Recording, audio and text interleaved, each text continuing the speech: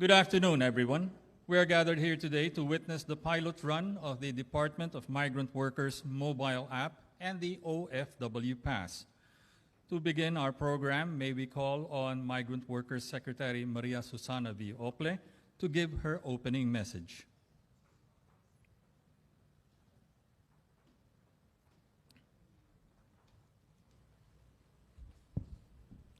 Good afternoon, everyone, and of course to our beloved President, President Ferdinand Romualdez Marcos Jr.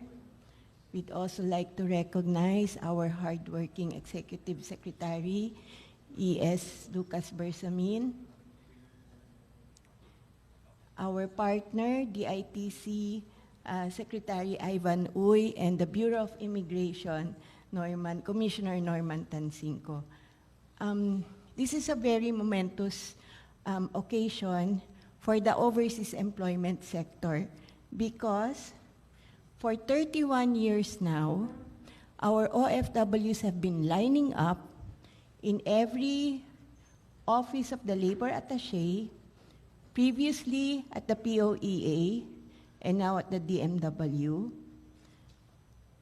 with a payment of 100 pesos per piece of paper that we call the Overseas Employment Certificate.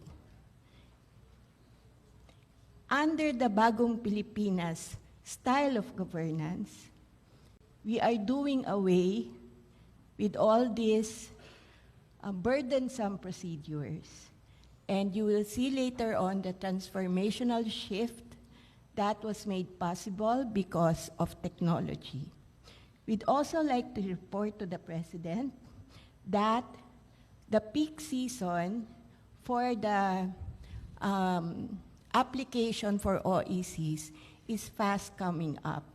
So this pilot testing is really timely.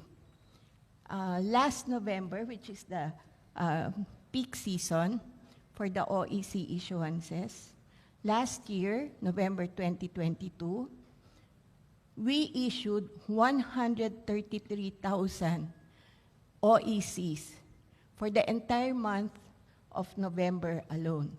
So you can imagine the lines in every Philippine Overseas Labor Office, now called as the Migrant Workers Office, and also at our own building here in Ortigas.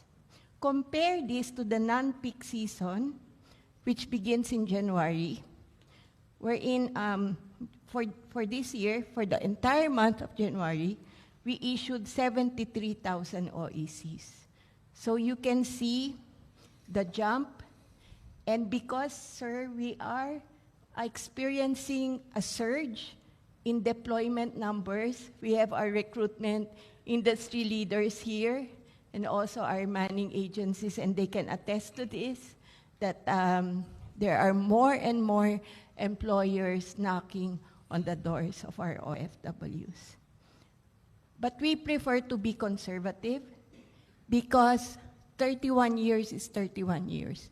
You cannot change attitudes overnight, and there are also the more vulnerable workers that would need a lot of hand-holding while experiencing this shift from analog to digital via smartphone technology. So we will be pilot testing. In fact, sir, we've already begun in 10 countries where there are the highest number of OFWs, namely Saudi Arabia, UAE, Qatar, Hong Kong, Singapore, Malaysia, Oman, Taiwan, United Kingdom, and Japan.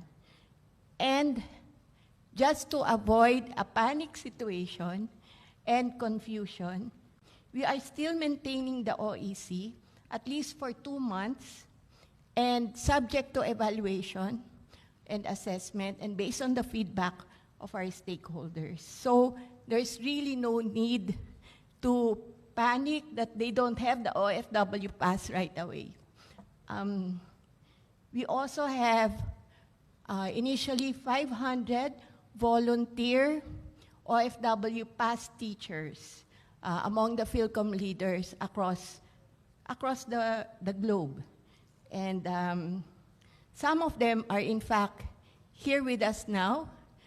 We have our volunteers that will be teaching the users of the app and the OFW Pass here at home when they start applying for jobs overseas. So once again, this transformational shift is made possible because of the love and concern of no less than the highest leader of our country for each and every OFW. So, sir, thank you very much for your support, and to our colleagues in government, especially the DICT and Bureau of Immigration. Maraming salamat din po. Thank you.